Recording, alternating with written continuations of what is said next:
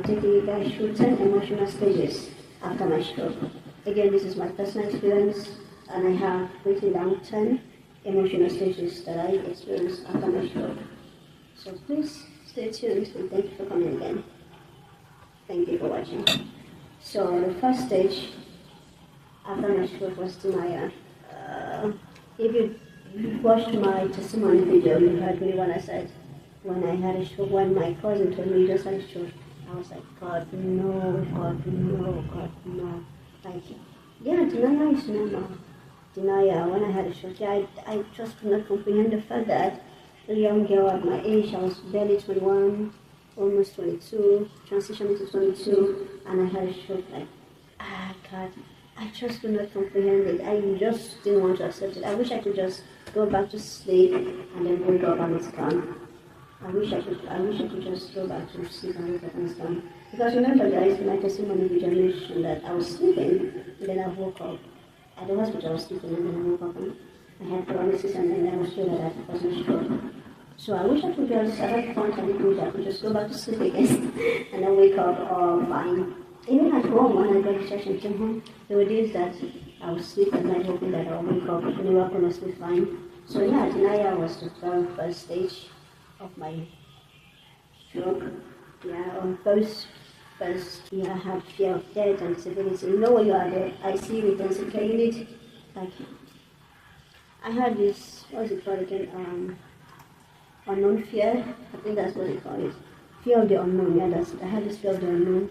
I had a stroke at 21, closer to 22. What could happen next? Okay, fine, I know stroke and disability. What's going to happen next exactly? Will I die? I had this fear of the unknown. That was my second actually, fear of the unknown. Like, I had this panic fear of the unknown. It was so intense, like waking up in the emergency. I was at the emergency unit admitted, at not rehab, and then I became a medical center. Oh, my PT and OT back then were angels in the month. I said, were very helpful. I do agree that the therapy sessions were really hard sometimes, but they were still very understanding and extremely encouraging too.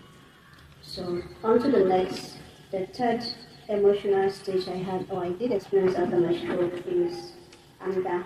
I was really angry. I was so angry, like, why does it have to be me? I'm young, I just got my driver's license, I just started driving. I'm still so young. Why does it have to be me? I was so mad. I was so angry. So anger, yeah, for me, anger was it. And then the next emotional stage I experienced after my stroke, bargaining. Bargaining. I remember taking a pen and a paper at one point. I wrote down one amount. I think was it $1,000? Was it 10,000? Was it 100,000? I remember writing one huge amount of money on it, and I told God, please, if you can make me get where, I'll give you this money. Just make me get where. And the bargaining even came with a timeline. I was like, God, if you make me get where before 6 months, I'll do anything. I don't want to get it done. I'll give you this money. I made a vow to God, like, do it for me by this time. I will do this. God, just do it. I mean, looking back now, it seems funny, but at that point, it was not funny. Yeah, I did bargain with God. It's like, God, if you do it for me, remember that 2020, I was supposed to go to evangelism. Do it for me, I will do evangelism. I will do this, I will do that. I made promises. My bargains were, looking now, they seem funny, but I mean, I still do evangelize because as a Christian, we're called to preach the gospel, right? But then, writing money, trying to buy God with money, like, that was crazy. But I did do bargain. And then on to the fifth emotional stage of my stroke recovery. After I had fifth emotional stage after my stroke was depression. Yeah, I was feeling sort of hopeless, sort of sad, especially with the fact that I was young and I had a stroke that came with disability and limitations. Yeah, it came with limitations, paralysis at first. So I was sort of hopeless in the sense that what if I had lots of what ifs. What if I never get to fully recover? What if I'm never able to walk on my own and use my two legs again? What if I never get to be able to use my hand? What if I'm never able to get back to driving? What if I'm unable to go back to school? Will I still be able to process things as I used to? Will I still be able to take on more courses, more than one courses and multiple courses like I used to? What if I'm never able to school and work like I used to? What if I'm never able to multitask? What if? Yeah, I did feel lonely. Members of my friends did, right? So yeah, I had a lot of what ifs. What if I'm never able to find true love?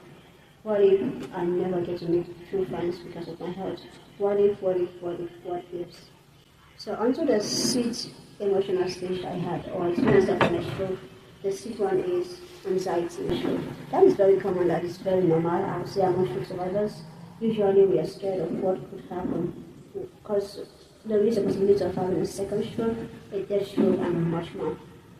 So I had a lot of anxiety, a lot of fear of another stroke. What if I get to have another stroke? I mean, I had one at the age of 21, almost 22. What if I get to have another stroke? So, yeah, I was quite anxiety. Was it anxiety?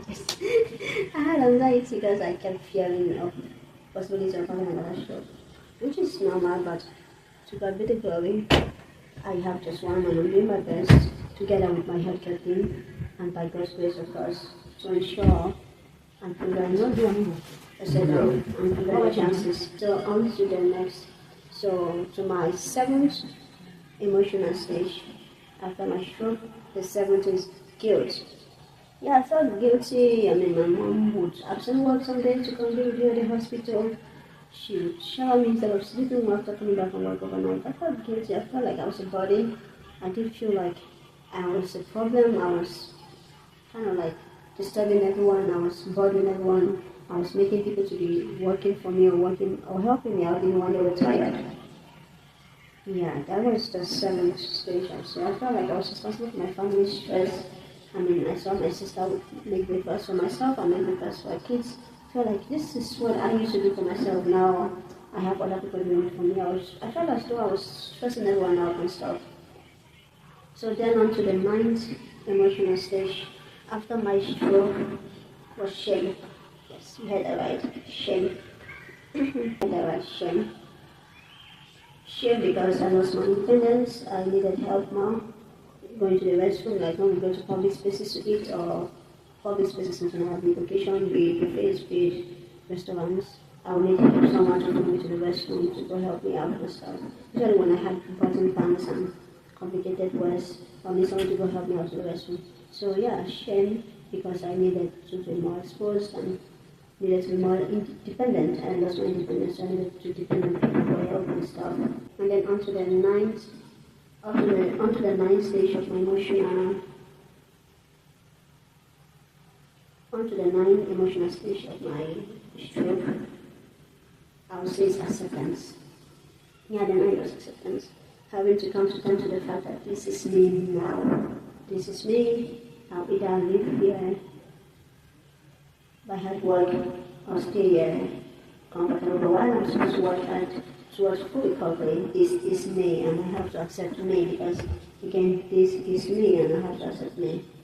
So, being me, I have to come to terms with the fact that I'm limited in this way and that way. And it was even that acceptance that got me switching most of my words to slip-ons, slip-on shoes, slip-on pants, slip-on tops, and not switching from the button-downs and button-down jeans, button-down shirts, the zip-ups and all the stuff to slip-ons.